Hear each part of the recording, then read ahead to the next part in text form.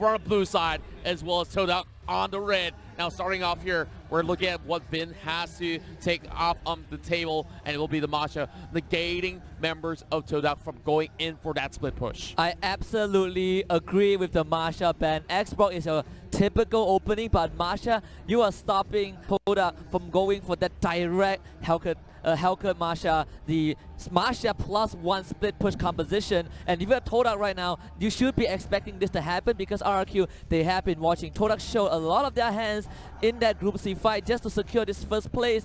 And if anything, they need a backup plan to deal with RRQ. That's right. And starting off right here, I really want to point out one thing that IC Baby 1-2 did mention, where RRQ, of course, did pick up Boxia a couple of times and kind of have this sort of trend being set by them towards other teams as well. Now, Brock is being removed, being one of the most solid frontliners right up there.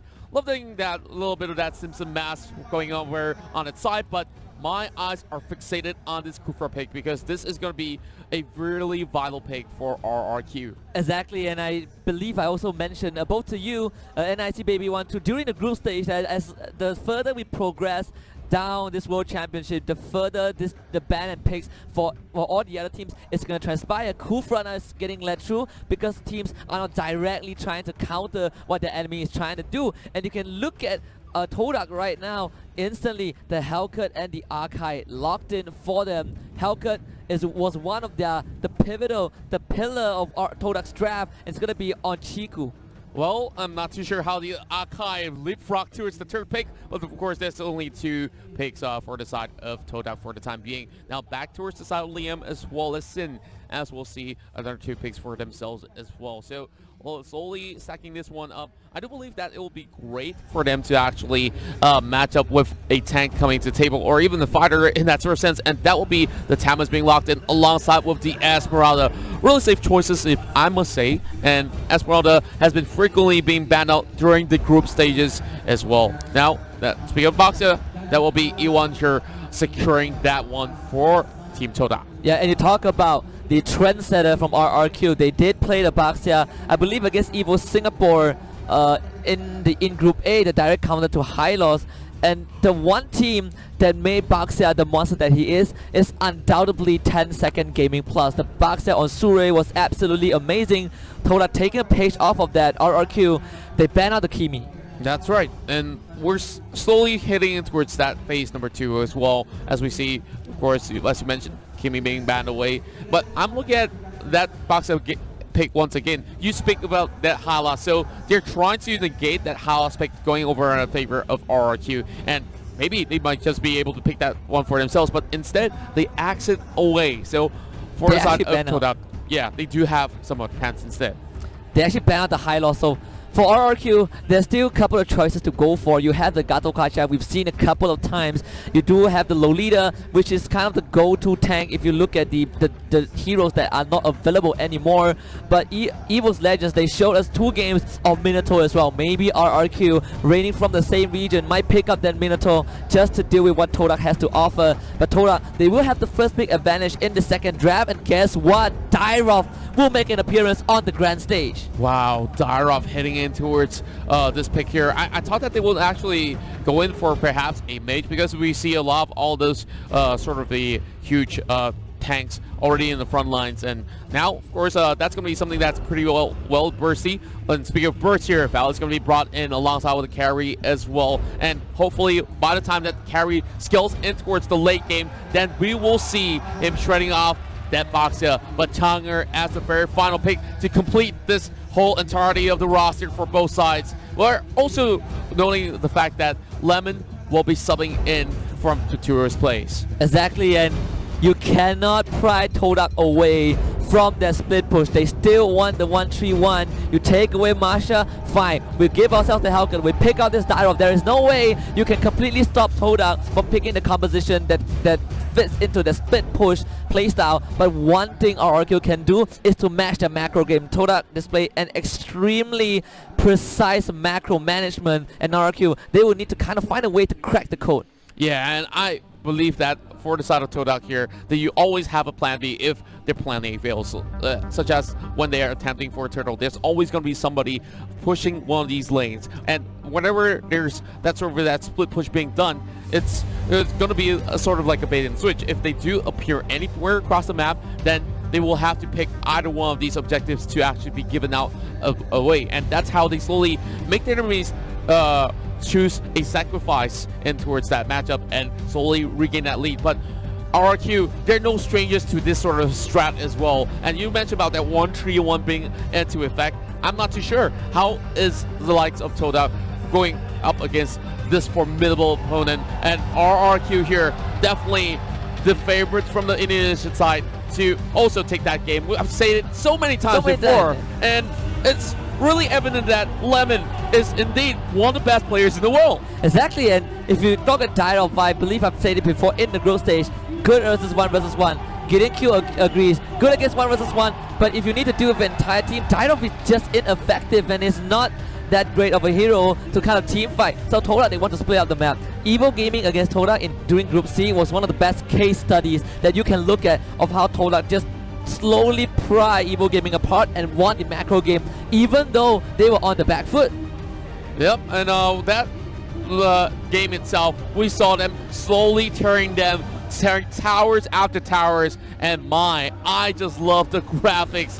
You can see a little bit of that stadium being filled up as well, as of course each of these roles will be taken out, and I'm really fixated on that mid lane as well, because Moon, he will be facing off the likes of Jago or even the likes of Lemon as well. So in that sort of sense, it really depends on how they're going to be actually faring this one out in that mid lane fight, and we'll see who will be scaling in towards the late game. It's time for us to head into match 1, game 1. We'll have RRQ versus Todak. It's finally time, Contra. It is finally time. The main event. Teams will fight with their lives. They will fight for their lives. RRQ against Todak. Indonesia against Malaysia. There's no better way to start off this upper bracket.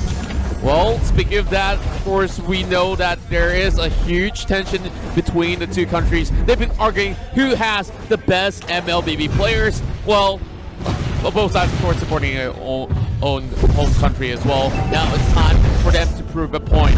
Lemon over top side here, slowly taking out all these minions as we see a little bit of that sort of movement hitting into the jungle, and it will be a 1 versus 2, forcing the flicker away from Lemon.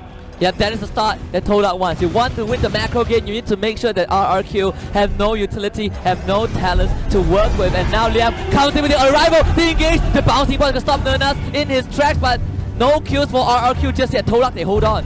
Wow, Rejuvenate being used up as well, but here comes Jago joining into the picture as well. Taking away for the flicker! That's a big first blood hitting the hands of Todak as we see instant response coming for RRQ as well. Blow for blow, Nanas arriving to the scene, but instead he's getting chased out by Jago. Is there Jago? And there we go!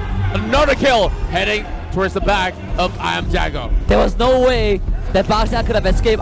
Jago was on the way to level 4. You have the falling star to follow up regardless, but Todak, absolutely amazing response to get that counter kill. Chico, we talk about keeping an eye on this Hellcat. That first blood was something that Lemon did not expect to happen at all. Wow, the arrival.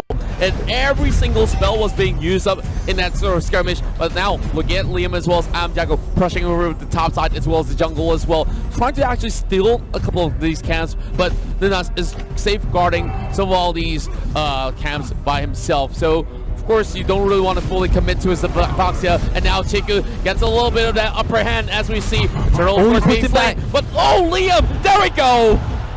Liam, not gonna survive that, but the Tyrant's Rage almost kills off Nernas. Valiant attempt, great attempt in fact. The fact that the Chiku got the first spike burst on top of Liam, bringing him down to less than half health, that was why they were able to kill him off. But if any other case, I think Liam would have survived that, no problem. But now Chiku is going to get scary. 2-1-1. This early lead is going to benefit Hellcat so much, especially when they're dealing with carry. The gold grab doesn't show much difference just yet, but a little lead might be all our Todak need. And now Jago goes for the engage. not able to steal the buff away, but the rest of RRQ are going to collapse in. Nurnas will call out with the torches poisons, not able to escape, but the re-engage from Meanwhile, the Hurricane Dash splits Liam for the rest of his team. Lemon is Dado, jumps right in, gets stunned by the Boxer. Here comes the Knight, the Lion return up, Chico right in, and Todak find 2. Wow, the huge invade started off right there as we saw Liam getting pummeled out, and there was nowhere that Kufa could have escaped. And now even Lemon faltered for the second time coming. Todak here staying real strong, and you know what? The 6th member of the team are definitely the crowd. Yeah, and the crowd is going absolutely wild, and for a very obvious reason, Hurricane Dance for E1. Liam again isolated from his team. They do lose the Gyro, but to what avail? Here comes back up from Lemon, but Chico with the spike. Jago to go in with the ultimate, the falling star moon not connecting onto Chico. He gets out, but Jago can he get anything in return? Moon zoning out this Esmeralda. Todak they get out. Liam here trying to re-engage as well. Here comes a knockout over onto Chico. They will take down the Halkert and shut him up. Now I'm Jago re-engaging and stealing some camps away. They're trying to push it all the way through and hoping for a dive. Well, Sin has managed to secure one turret for the side of RRQ. Look at S-Square though. He's going to be diving all the way to the back, and this clear-off is causing a lot of mayhem. The setup for the 1-3-1 Nurnas though, not in a good spot. Basia tanky, but might not be tanky enough. Trying to walk it up, but Kufra with the time defense, he actually gets out! Nurnas will survive that 4-man gang, but Turtle goes over to RRQ. Filthy escape as we see Nurnas slowly backing away, and everyone thought that he would be able to actually fall right there, but he was pretty calm. He calculated every single dot of damage in that sort of sense. Now, look at the itemization. Everyone's still trying to work their way up towards their core items up. And of course, that's going to be the first item coming out for the side of Carrie. And she's aiming for that Demon Hunter sword much later on. But look at Todak here. 3-man in the mid lane. Same goes to RRQ. They're kind of having a same sort of strat heading into this battle. That's why we keep seeing them lock horns time after time, and Jago now tries to go in for some chase. There's a bait from Nurnas, but Jago not going to go for it. RRQ, they are looking at the map right now and can see that they are Todak going for the 1-3-1, but solo kill from Sin onto that Gyro. Now RRQ, they're looking for the opening. Nurnas does get away with the ultimate, the disengage, but RRQ, they should have some confidence because of that solo kill, the 1-3-1. Todak's specialty being exposed to a loophole. Well, speaking of all these loopholes, definitely there's going to be a little leakage over the top side here. Flicker coming out from Chiku after the Dark Knight falls, so he will have a little bit of that sweet escape, but that will mean that the turret will be opened up, and there's a lot more space being created by RRQ. RRQ, they're coming into the middle lane, and for the Basia, for Nurnas, not as active as Surace's Baxia from 10S Gaming Plus. RRQ, if you're dealing with this Kufra, you have to remember there is constantly the element of surprise. That was how the re-engage 2 minutes ago caught Todak off guard. The go grab still is RRQ's direction. They're gonna push X-Ray back and then finish off the Tyro killing spree for Lemon. And you were just talking about catching somebody off guard right there, and they just showed you how they do it. X-Ray now on the back foot, 0 and 2, and now a little bit of a tickle over the side of Moon as well. There might just be some engages heading in towards the side of Liam, but that's not going to be all too great for the side of Todak to actually go in hastily. Now, Turtle's definitely spawning towards the lower side, which means that there's going to be some tussle in that jungle. They're going to kill him off immediately. No way out. Mega kill for Lemon. They will try to zone out Nurnas. RRQ going for this Turtle. The one way to beat the speed push composition is to get those turrets early on, is to force them to team fight with a man disadvantage. And RRQ, they are doing everything right. Now, sieging on the middle lane, but guess what? They found Moon and they send Chang'e back to the Moon indeed. Chico trying to run away with the Darkness Falls, and he will be able to get out, but I am Jago is waiting. Chico, they want some fruits. RRQ is hungry. They will find a mega kill for the Esmeralda. I am Jago, now 4-0. We're seeing a little bit of that change of tides as we see RRQ now getting a little bit of that slightly, only 2k of the difference, but I'm Jago trying to set up the dive, but there's no point engaging towards Nurnas. Nurnas just slowly falling back, and well, over on the top end, they still have not destructed that tier 1. So for the side of RRQ, they're focusing on towards that mid lane so that they can easily roam across those jungles here. Now, starting things off, I would say that members of Todak, gotta be really careful on their positioning, because we see a little bit of that error being forced, especially when they hit for those turtles. Exactly, and I pointed out, Dyrov not good in team fighting situation. His only purpose, his sole purpose this game is to synchronize himself with Chiku, with the Hellcat to go for those split push. But because our RQ took down all the outer tier turrets in the middle lane, Todak has less space to work with. Lemon being knocked back into the wall by the Hurricane Dance. 3 members on top of this Tamus, but Lemon just gonna walk it off. Well, he didn't even bother at all. He knew that they don't really have that much of a damage output. As we're looking at RRQ here, it's being pretty much well tanky in that sort of sense as well. And Jago here soaking the damage with the Esmeralda. Oh, the stun. But there we go. Liam re-engage. Liam with the Tyrant's Revenge gets the bouncing ball into Nurnas. He does find 3 RRQ. They know they're going to play this slow. The split push continues from Todak. This is where Dyrov starts to be effective, pushing out that bottom lane. You peel RQ away from the rest of the team, you might win, but Moon, the flicker comes up, but Sin is not going to let him get away. They slay the Chang'e once again. They were all 2 split up, and now they're also having a rival towards the bottom side, which means that the split push is rendered useless. And then that's now getting chunked out by Jago. There's no escaping from this, but he's just buying enough time. And meanwhile, there's still something happening over mid lane. Yeah, and the arrival also another factor. If you look at this replay brought to you by Ryu Mobile, there was nothing that that Todak can do. They do get the kill onto a member of RQ, but to Waterville, the arrival stops the split push. As long as you are able to match Todak in terms of their map presence, you have no problem stopping that from happening. And X-Ray, he cannot fight. He's not ready to fight anytime just yet. Less than 10 minutes, RRQ. Size on the Lord. The Lord's going to go over to the Indonesian squad. Certainly agree with that. And with this sort of Lord takedown here, RRQ is set to close out the game. But Lord number 1, not really all too effective if you really want to commit all 5 members to actually defend the base. It's still relatively possible for Todak to actually hold on for dear life. But now with that sort of goal extension, about 8k in total, I'm not too sure. Todak needs to find a way to actually come back. And first of all, they really need to focus onto at least a single target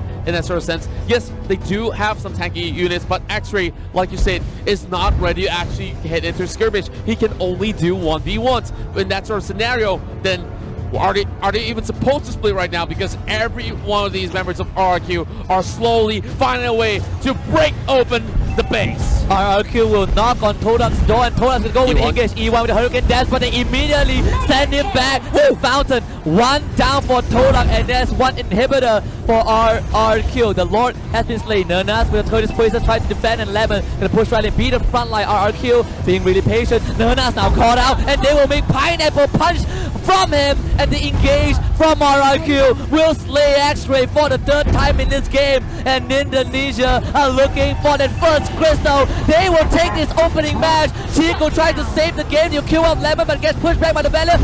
Jago on a monster kill streak. They don't have the minimum just yet, but it's pushing in. Toda, they need to defend 2 versus 4. Can they do it? E1 clearing out the minute as much as he can. Moon is right in the back. E1 gonna give his life for this, but RRQ size on next, size on Crystal. They will take game 1. Decisive game 1, ending off just about 10 minutes past that. And wow, what a high tempo game that we're seeing from both ends, as we see Todak, of course, starting things off over the top side.